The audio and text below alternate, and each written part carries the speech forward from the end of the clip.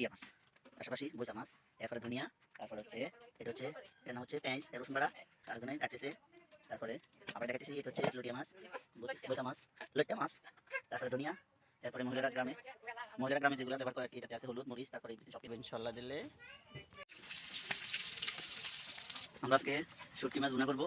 প্রথমে আমরা আগুন ধরাইলাম চুলাতে, তারপর হচ্ছে একটা পাতিল নিলাম, আমরা তোল দিলাম, এবার কিছু পেঁয়াজ এবার দিয়ে মনে হয় রসুন দাও, রসুন দেওয়ার পরে লাইলাম। তারপর হচ্ছে এটা আমরা পাতাইলাম, পাতার পরে এটা গরম হয়েছে মনে হয় হয়ে গেছে মনে হয়। এবার দিব দিলাম হলুদ দিলাম 2 চামচ, পানি দিলাম 2 চামচ দিলাম, প্রথম হলুদ তারপরে মরিচ গুঁড়া দিলাম, দিয়ে আমরা একসাথে মাখলাম। হচ্ছে লবণ দিলাম, মরিচ আবার দিলাম, হালকা লাগার পরে এবার আমরা মাখা করে কষিয়ে নিলাম। আমরা 5 মিনিটের ভিতরে এটা গরম হয়ে একটু জাল দেবো নাকি। আমরা মাছ দিয়ে মশলা দিলাম, আমরা দিয়ে দাও।